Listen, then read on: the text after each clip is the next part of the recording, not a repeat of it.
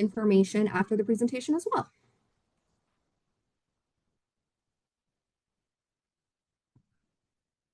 Alrighty, official welcome to the Applicant Education Seminar. We'll be going over in detail what is required to submit a license application. Throughout the presentation, you will see slides that have the red stop sign. These are items you'll want to pay extra close attention to. They are the most common errors we see in license applications. Those being bond, personnel listed on the Arizona Corporation Commission, completed background checks, a reference person that we can contact, and the required testing. We will go over each of these items individually, so be sure to keep an eye out on them, these common errors when preparing your application.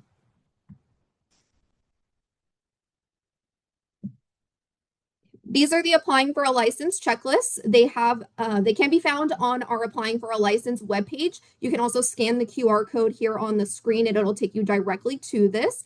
The checklist is a great tool to use during the application process to guide you step by step through the application. There are two different checklists. The difference between the checklists is one if you're applying as an LLC or corporation. This will have an extra step in the process, which is registering it with the Arizona Corporation Commission. The other one is the sole proprietor checklist because that has one less step in it. The checklist will help you get through the application in its entirety. It was developed to encourage you to do the things that take the most time first. So again, the checklists are available on our website through the link and QR code on this slide.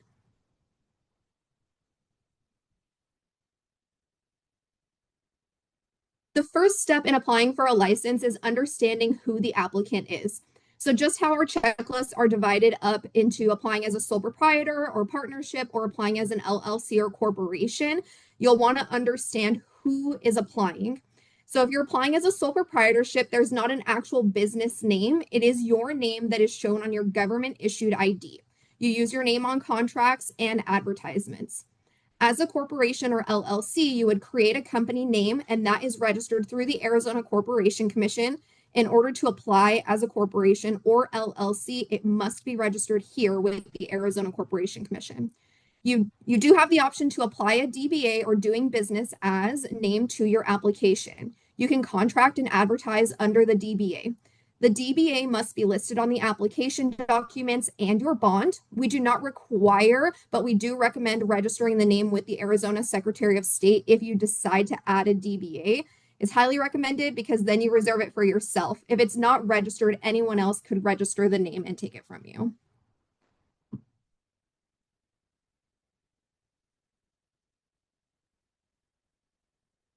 License classifications. So in order to go through the application process, you'll need to understand what scope of work you are going to apply for.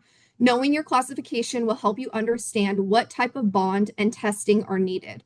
We have different classifications that are categorized into different scopes. Engineering, that's anything that's industrial, public right-of-ways, warehouses. Then there's residential contracting, which is homes, condos, ground-up construction for single-family residences.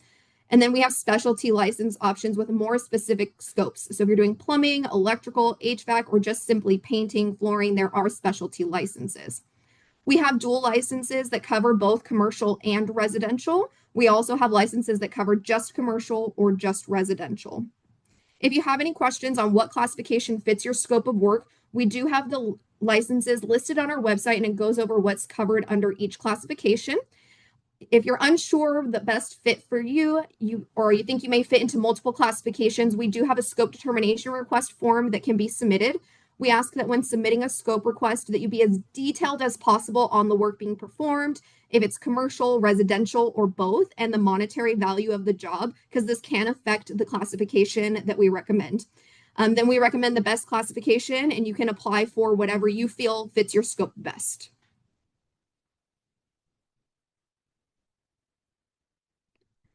All right, qualifying party requirements. So the qualifying party is the person who has the experience, hands-on or supervisory. They are the person who will be taking the exams, and they'll be the person that is listed on the license as the qualifier. The requirements for the qualifying party are very specific. We do need their full name as it's listed on their government issued ID, their date of birth, social security number, a valid copy of their government issued ID, driver's license, or passport. We will need their contact information, so address, email, phone number that can be used to get in contact with the qualifying party directly. The qualifying party is also required to complete a background check, and background checks are valid for 90 days. The qualifying party will complete the exams, both the Arizona statutes and rules and trade exam if it's required. Here in this slide, we've highlighted a few of the common errors when it comes to looking at a qualifying party as an individual on the application. The qualifying party is the person who has the minimum years of experience to qualify for the license. So they will need to submit their hands-on supervisory or education from an accredited college. They also have to attest to their experience date range and provide references contact information to confirm the experience is valid and related to the license being applied for. A common error is not being able to get in contact with the reference person, so make sure that we can contact them by phone or email.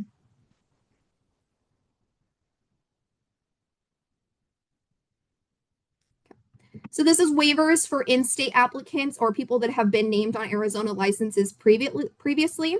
If the qualifying party has been on a license before, then they may have the capability to waive certain exams. The qualifying party can waive the statutes and rules exam if they were the qualifying party on an active Arizona license within the last 5 years. Again, has to have been active within the last 5 years here in Arizona.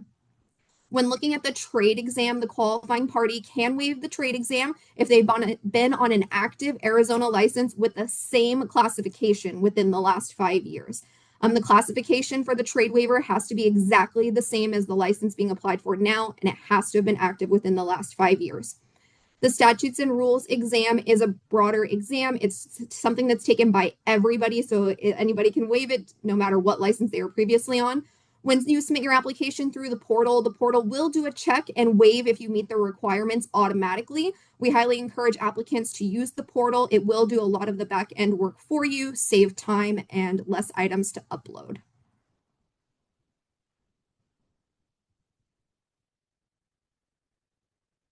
Okay, out-of-state waivers. So this is a big one. We have lots of applicants that use out-of-state waivers. We will start by saying that we do not pre-approve out-of-state waivers. We cannot pre-approve them for many reasons. We cannot waive the Arizona statutes and rules unless, again, you were listed on an Arizona license in the last 5 years. The Arizona statutes and rules exam is very specific to Arizona. If you come from another state and took a similar exam, we still cannot use it because each state has its own rules. When it comes to waiving the trade exam with an out-of-state license, the qualifying party has to have been named on that active license within the last 5 years and meet these specific requirements.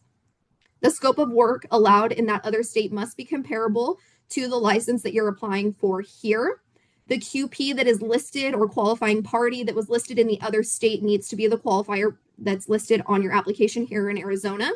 There needs to be no unresolved complaints. And this is a big one. Your qualifying party has to have taken a trade exam in the other state to obtain the license in the other state. So if they didn't take a test in the other state, then we won't be able to waive the trade exam here.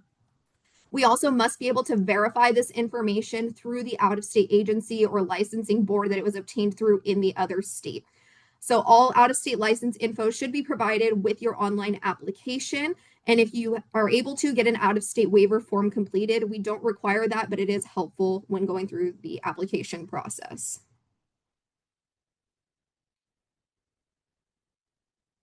Okay.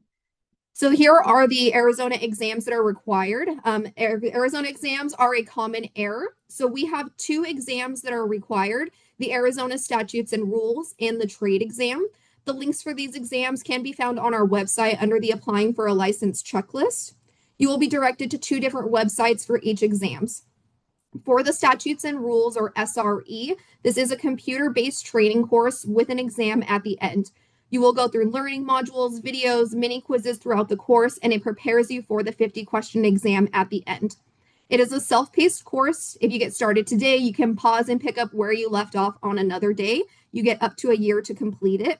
The cost is $61, and all the materials needed are included and can be downloaded for free online.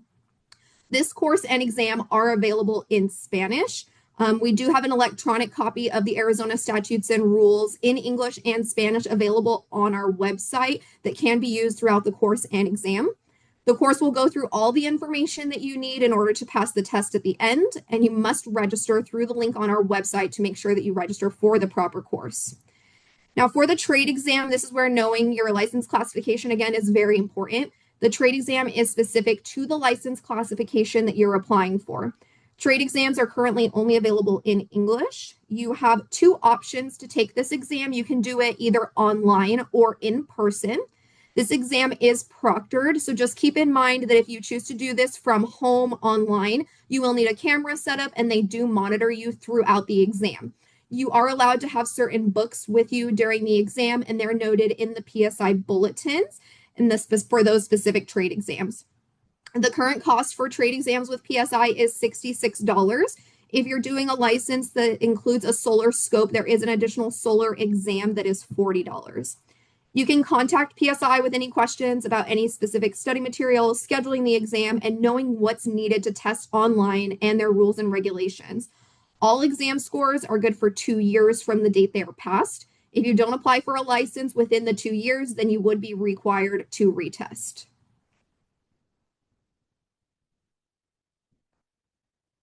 Okay, if you're taking an Arizona trade exam, this is information on our state trade exams. On our website, we have a section for passing examinations, and it gives you the link to PSI and the PSI candidate information bulletin. The bulletin is very important to look at. It gives you a lot of information on the exams, what the exams involve, the number of questions, the required passing score, the time that you're allowed, and general topics of the exam. It'll also include reference materials that you're allowed to take in during the exams and reference materials that may be referenced but are not allowed to go into the exam. It is a good tool to have because it'll list specific books that you can use and help you prepare and study for the exam.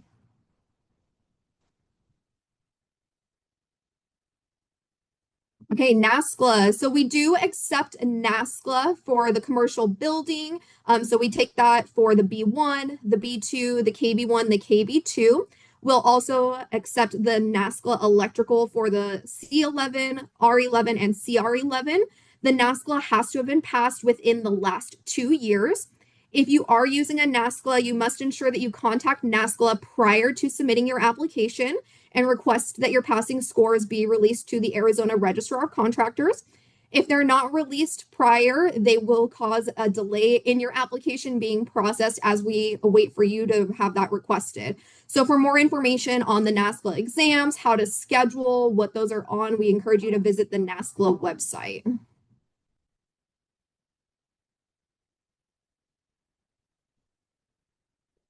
All right, so another common error is on who needs to be included in the application.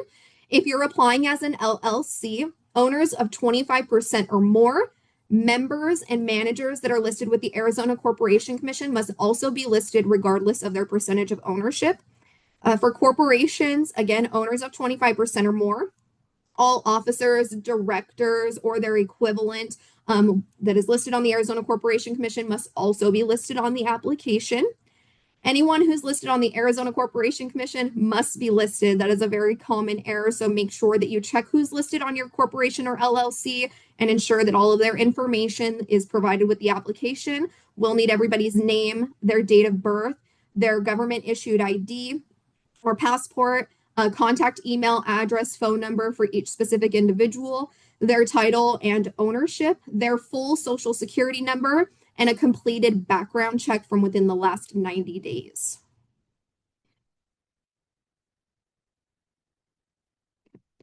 So all persons who are listed on the application must complete a background check. We only use one vendor at this time, and that's AccuSource. The background check is valid for 90 days. On the portal, you will be asked to enter your background check receipt number. You cannot move forward with the application until the background check is completed.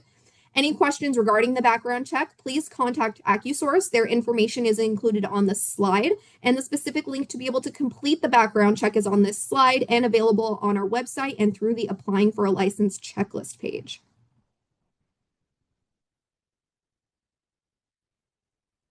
Workers' compensation. So if you have employees, you need to have workers' comp.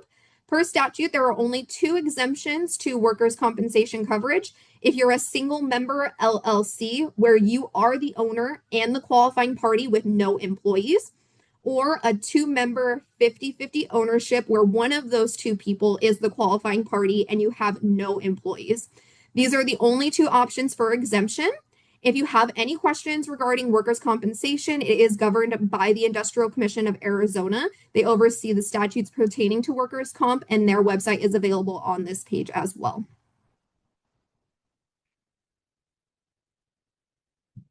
Okay, this is tiered entities. So these are not required for all applicants. It's only required if your business is owned by another company, a trust, if it's an employee stock owned plan, then you would need to create a tiered entity chart and submit it with your application. These are designed to show the flow of ownership, where the ownership lies, and the responsible party for the applicant. Any person or entity owning 25% or more would need to be listed on the chart. If a person, they would provide their full name, contact information on the application, a copy of their ID, and completed background check. All charts should end in a person. If it's a situation where it's employee stock owned or stock owned, shareholder owned, we would need an additional statement regarding the situation, letting us know what that ownership looks like and confirming that there are no persons or other entities that own 25% or more of the final tier.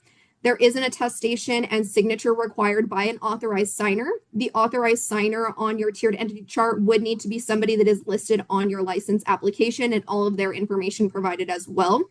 There is no specific template on how a chart should be created. You would use this instruction page as a guide to create yours as it relates to your company.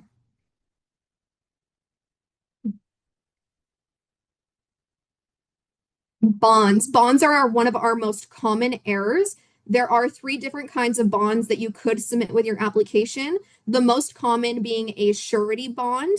This would be obtained through an insurance company or bonding company. The next is a cash bond. If you want to pay that in full, that would be paid in full to the Arizona Registrar of Contractors, or a certificate of deposit. A certificate of deposit is something that you would obtain through your bank. The forms are available on our website, and the original copy would be submitted to the registrar to be held.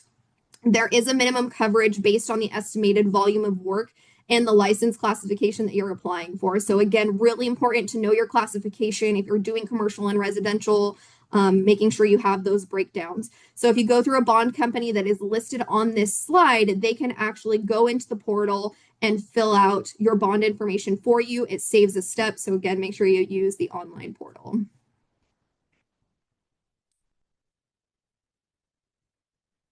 Okay, what should your bond look like? So this is an example of what the bond should look like. This is the best tool to show your bond company what the bond should look like. We do have additional examples available on our website. You should have your company name matching your application and including any DBA that's listed. If you're applying as a sole proprietorship, again, your full government name as it's listed on your ID should be listed on the bond. And if you're using a DBA, that should follow. The classification should be listed to match what your application says. For dual classifications, the sums must be listed out separately. So in the example on the slide, it has the residential and commercial amounts clearly listed out. The effective date of the bond must be within the last 6 months, and it cannot be a future date. It does require that the bond is notarized and has the surety company's seal. So make sure that you submit this to your bond company, showing them the example to make sure that it's completed accurately the first time.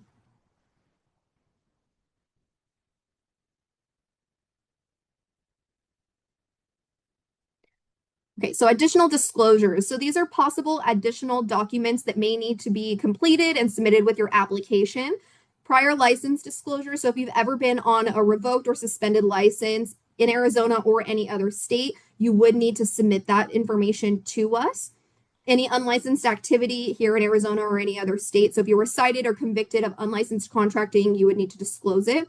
And then felony charges. So we do review felonies. We do not look at misdemeanors. You would need to submit the felony disclosure form and the required documents for our legal review team. Any additional documents that may be submitted, maybe something like the solar warranty. So if you're applying for a license that includes solar work, or if you're advertising as a solar contractor, you will need to submit a solar warranty.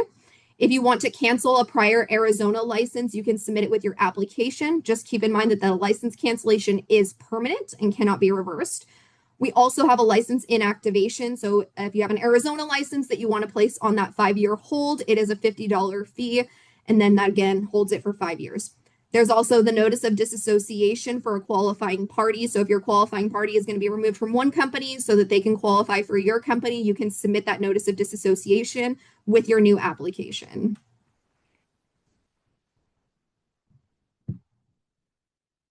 Fees. So every classification has a separate set of fees. Any license that includes residential work includes a recovery fund fee. If the license is only commercial, then you do not pay into the recovery fund. The application fee listed is a one-time fee that you pay with your new license application. It is very specific to your license classification. So again, make sure you know if you're applying commercial, residential, specialty, or generals so that you can accurately calculate your fees.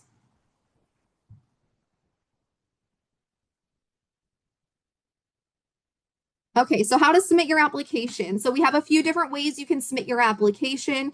We recommend doing it through the online customer portal. The portal is fast, convenient, and easy to use. As soon as your license is issued, you can file maintenance items such as address changes, renewals, name changes, and a lot of other updates. It also gives you the opportunity to upload any items that may have been deficient. You can upload copies of your ID, exam scores directly to your application rather than having to send them through email. We also have the option to apply in person at our Phoenix office or by mailing in the application with your payment. Just keep in mind that by doing it by mail, it will take time. You'll need to submit your check in the mail with your application or cashier's payment.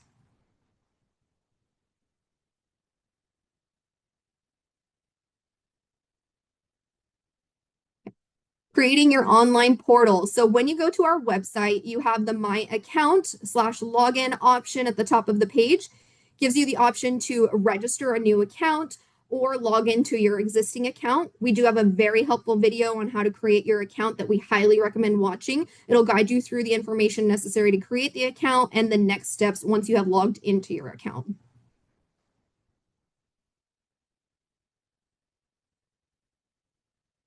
Alrighty, your dashboard. So once you're logged into your portal account, this is what your dashboard is going to look like. It'll say ROC Online Customer Portal. And then at the top, you have a few options. The first option is to add a company/licensee to your account. This is what you'll want to click on to add your LLC, corporation, or sole proprietorship to your account.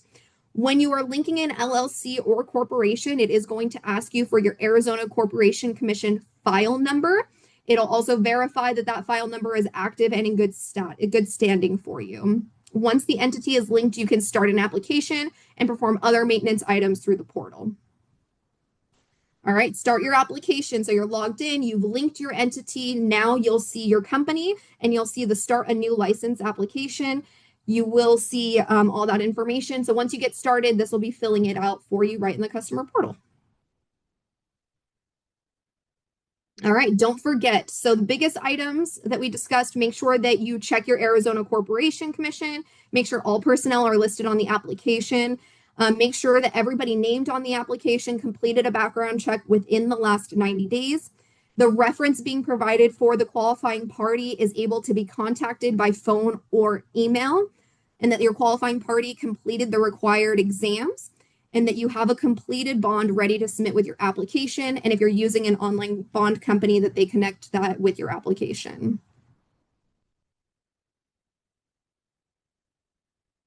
All right, check your email and watch for Docusign. So after you pay for your application, you must click submit. Each person named in the application will receive a Docusign to their email provided in the application. All persons on the application must complete the Docusign before the application will be officially submitted for review. If the DocuSigns are not completed, then the application and fees will be returned to you. Once the application is submitted, the AZROC will assign your application to a reviewer, and if any additional information is needed, the reviewer will contact you. So be sure to watch your phone, email, and mail to ensure that you complete DocuSigns and that you're in contact with your reviewer and getting any additional information back to your reviewer by the due date.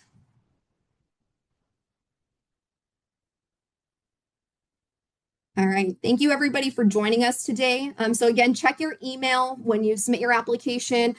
Check our applicant education and seminar survey. So on the application, you'll see an option on how you got information. You can mark that you attended one of these seminars, and then visit our YouTube page for a recorded version of the applicant education